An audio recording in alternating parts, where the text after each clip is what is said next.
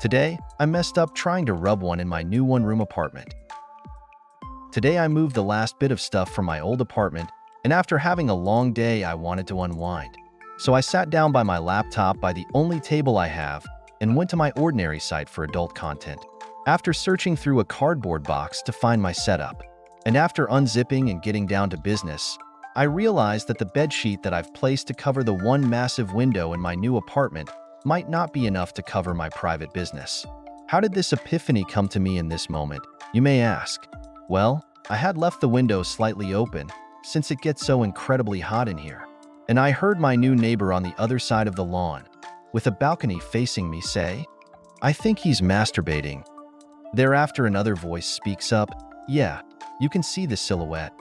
I quickly stopped what I was doing, and now I am sitting here in my one-room apartment wide awake, among cardboard boxes, IKEA bags, and garbage bags full clothes, and contemplating my life decisions. Unfortunately, I can't move once more when I just newly arrived here. Long distance relationship, asterisk, I almost rubbed one out and my neighbors saw my silhouette through the window. Edit asterisk typos. Today I messed up by watching a horror movie while high. Let me tell you the tale of a 28-year-old woman who made a horrible mistake and is now scared of the dark. As the title says, Saturday night I was with my boyfriend and some friends, and we decided to take some ecstasy. Everything was going great, we're laughing and having a good time, but at some point, I don't really remember how or why, someone decided to put on a horror movie. Now, this is not my first time using ecstasy, and I'm a horror movie enthusiast, so it didn't cross my mind that anything could go wrong. We watched the movie, which wasn't bad but didn't make any impression on me, or so I thought. And at the early hours of the day, we all merrily go home. Little did I know, this damn movie was ready to crawl back into my mind as soon as I got back to my apartment and was all alone for the night. In every dark corner, every time I closed my eyes, the monster from the movie was creeping up on me. As you might expect, that night I was too terrified to sleep, and now, 3 days later, I have to sleep with a light on, sleepy music, a teddy bear, and my dog in the room for protection. Long distance relationship. I watched a horror movie while high on ecstasy, and now I'm scared of the dark and have to sleep with the lights on.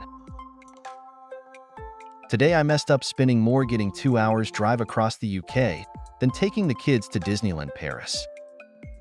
Today I messed up and got screwed by the Great British Railway. I'll start my story by saying I don't travel by train often, perhaps 2/3 times a year. However, on this occasion, the missus was out visiting a friend and had taken the car. Short for qualified advicinanyu, her finding herself in hospital, and me, in my blind panic, deciding to once again put my faith in our great railways. The journey was simple according to Google Maps. I'd spend 20 minutes traveling into London, followed by a nice hour and a half direct line to Manchester. All in all, £60. Here is the first of many fudge-ups. Despite this being the only reasonable route to take, the ticket machine, in its great wisdom, does not by default sell you a ticket that allows moving through London. It does not warn you that you won't be able to travel through London. It does not prompt you whether you will be traveling through London. It doesn't even, dare I say, ask your route. A to B. I was naive to believe that I should simply place my destination in the destination input box. And so I find myself at London Euston, being told my ticket is not valid through London. After, of course, being allowed through the barriers on a train whose only destination was in fact London. So I need to go to the ticket counter and exchange my ticket, says the ever-helpful dreary-eyed minimum wage worker. Don't worry, you've got plenty of time. And so off I plod spending £80 to purchase a ticket, not to my destination, but to the first stop outside of London, at which point my original ticket would be valid. I believed. The ticket counter man has done me a solid, I thinks. We've cracked the system and I've saved the almost £200 he wanted to charge me for the entire journey again. So off I jog, plenty of time left, back down to the gate with my new ticket. But how bizarre, the platform is closed. Excuse me, sir. I say to the man who'd sent me away last time, I have the ticket. The platform is closed, sir. But I can see the train, mere meters away, with the doors open and people boarding. The platform is closed, sir. For those not aware, such as I, The platform closes about a million years before the train actually departs. Okay, back I trod, to try again. Next train to my destination is in 30 minutes. I'll buy the first ticket outside of London from here, and then my original ticket will be valid and all will be well. £23 and 59 pence. Nice. And off I stroll to my next gate, this time taking no risks. I shall stand here and watch the television until my platform appears and sprint there. I shall be the first person aboard. Ticket man. This is an off-peak ticket, sir. Me. What is off-peak? Ticket man. You can travel on this ticket from 7 p.m. Me. It's currently 3 p.m. Ticket man. You can exchange your ticket at the ticket desk. Don't worry, you have plenty of time. I've heard this one before. So I spend myself a further £60 to upgrade my ticket to an anytime ticket. And I run to the platform to discover that this train is in fact not stopping at the stop I'd purchased on the ticket anymore. The next train stopping at the stop I'd purchased a third ticket for, though, would be around in about 20 minutes, and it did go to my final destination too? Okay, so I plod myself down to the next platform, only to find this train is not stopping at my ticket's destination either. In fact, no trains are stopping there. There is a bus replacement, but I'll have to take myself to a different station first to get it. I explained to the not-so-kind man that I did not, in fact, actually want to get off at this stop. It was merely a ruse in order to get me out London, and therefore I didn't care that it wouldn't stop there. But alas, to no avail, as the train wouldn't be stopping there. My ticket was invalid, despite the fact it was scheduled to stop there. Breathe. So I give up. I purchase a ticket to my final destination from London Euston for the grand price of £180 on peak. At least I have a rail card, so it softens the blow a bit. So off I wander, head in hands, wondering how I'm going to explain to my seriously injured wife that I've just spent God knows how much for what was a 2-hour drive. Can I see your rail card, sir? Of course, let me just get it off my phone. No battery. I hadn't exactly intended to spend the last 2.5 hours wandering around London Euston train station, urgently Google Mapsing stuff. Me, whatever it is I'll pay it. Can my rail card is on my phone. Just let me on the train, please. I have so many tickets. Ticket man. You'll have to go to the ticket booth. Don't worry, you've got plenty of time. Don't worry, you've got plenty of time. Don't worry, you've got plenty of time. Don't worry, you've got plenty of time. Those words haunt me. And off I plod, to see the black lady with the curly hair and the rainbow key holder thing. You know who you are? One. Last. Time. An additional pound 45 foot-ish later and I have the golden ticket. I walk onto the platform. I stand and look upon the train. I wonder at the marvel of its shiny exterior. I look inside as I climb the steps of victory. I finally manage sit down. I charge my phone. The missed calls come in. I call back. Wifey's friend. Are you on your way? Me. I'll be there soon. Wifey's friend.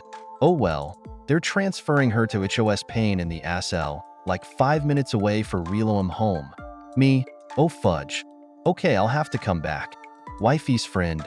Don't worry, you've got plenty of time. Those words haunt me. £64 ticket home. Not valid via London. Edit. Wife is in fact not that seriously injured. Too long. Do not read. I purchased like 1,000,000 tickets only to fudge up every single train I tried to board to get to the same place, in some vain attempt to visit my wife who had seriously injured herself, only to end up back home and about £400 shorter. Today I messed up by using shampoo from the depths of hell. Today I messed up by using the shampoo of hell. I was asked by my sister to watch her and her husband's house and cat while they are out of town for 2 weeks, and I was like, hell yeah, I get away from people for 2 weeks? I have roommates, so I pack my bags and head over. I get over there, settle in, and decide to have a shower before I go to bed. I dig in my suitcase, get my hairbrush, toothbrush, toothpaste, and where's my shampoo? Fudge. So I decide to check if my sister or brother-in-law left any shampoo in the shower, and they did. So I fire up the shower and hop in. I grab the shampoo bottle, get a good dollop, and lather it in. Freaking heck, was that a mistake? Immediately, I was overwhelmed with the scent of some infernal chemical concoction from the depths of Satan's domain. It smelled like I had doused myself in gasoline, and then rolled in a construction zone. I scrubbed and scrubbed my scalp, trying to rid myself of the stench of the devil's butthole, and IT would not law enforcement avenue. I grabbed the bottle thinking I must have grabbed some sort of cleaning agent by mistake. It was coal tar shampoo for dandruff-prone scalps. I am now left smelling like the late 1800s, early 1900s factory worker and will remain as such until I can go retrieve my shampoo. Too long. Do not read. I accidentally used dandruff control shampoo that smells like an industrial zone, and the smell is lingering. Today I messed up by upgrading to a good knife. So, I've been using crappy knives my whole life. Even when I had a chef's knife, I didn't hold its edge for long. And while moving to a new place, I chose to leave my knife behind. That left me in a pickle, though, because I was now knifeless and I needed to cook. So I tried looking for a good knife as was the plan, but I had spent a fair sum on relocating and was out of money. Okay, let's do this. Let's get a crappy local knife, I said to myself and looked for the cheapest knife I could find. And did I find a cheap knife? It was literally 25 rupees, or $0.20. The thing is, it lacked the pointy tip. It was more like a one-sided razor with a square, blunt end. I must admit, it was awkward using that knife to remove the white part that holds an onion together, but I learned to use it and got pretty used to applying stabby levels of pressure to get stem ends off of fruits and veggies. I'm pretty sure most of you know where this is headed with that description, but I digress. This month, I finally splurged on a full metal body, really long, really sharp steel knife, with a pointy edge, with a sharp point edge. Another thing I got was a chopping board, which I couldn't use immediately because it needed oiling and the mineral oil wasn't here yet. That meant that I couldn't use the chopping board, and I couldn't use the knife in the plate at the risk of losing the edge. This is the part where I should have just not done what I was doing, but I pushed on. As usual, I decided to make a curry and needed a few onions. I stuck the knife around the root end of the onion to carve around it. To do that, I decided to hold the onion in my hands instead. Unfortunately, out of habit, I applied a bit too much pressure than was needed. As you might have imagined all along, I ended up stabbing myself in the thumb, right at the joint and deep enough to see weird white stuff. I missed my wrist by an inch, and my belly and chest were not far away. God, just looking at the wound made me weak in the knees, and I lost hearing for half a minute. The fun thing is that I had chopped chilies before getting to the onion, so the wound is burning like a right now. But at least I didn't stab myself in the chest, cut my wrist, or lose my thumb. This is Bill. Bill does stupid things in the kitchen. Don't be like Bill. Too long. Do not read.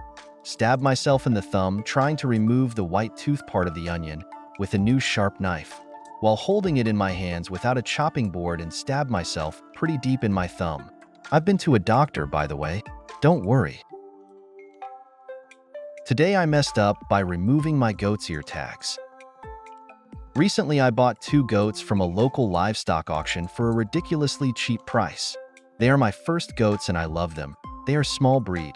Open does, and the vet gave them a clean bill of health, plus they are super friendly. The only problem was their ear tags that the auction stuck on them, in addition to the typical Scrappy's tags, with their auction numbers. They were these horribly heavy plastic tags held on by a thick metal ring. They were tearing holes in my poor girl's ears. I bought a set of pliers, but they didn't change a thing. I asked my neighbors if they had bolt cutters, but none responded to my texts. Finally, after a week of feeling guilty for not doing something about the ear tags, I noticed bleeding. I ordered a pair of bolt cutters online and drove 1.5 hours to a family member's house, far less rural area that can get same-day deliveries, and pick them up. It was very late when I got home, but I wasn't willing to let my girls suffer another second longer. I headed straight to their pen and, because I don't have a goat handling system yet, and even if I did, it wouldn't be the kind that holds their head still, I lifted up the first goat and laid her on her side. She screamed. She did not like being on her side, and she got even madder when she realized all my business had to do with her sore ear. But after she realized kicking and screaming wasn't helping, she finally held still and let me cut the ear tag off. The whole time my dogs were barking like crazy inside the house. Next, I went to the smaller goat. Since she was so small, I assumed she would be easier to handle. Wrong. She screamed longer and louder. She screamed so loud I finally had to bring her inside the house just to dull the noise. Eventually, I got the ear tag off, and both goats seemed instantly to forgive me in exchange for a few treats and neck rubs. As I went inside and tended to my dogs, I regretted doing this so late at night. Even more so when I looked at my watch and realized it was exactly midnight. I'm glad my goats are more comfortable now, but I'm seriously the worst neighbor. They probably all thought their own animals were being attacked. Too long. Do not read. I had to hold down my goats to remove some painful ear tags at midnight, and they very loudly protested, probably causing much alarm to my neighbors.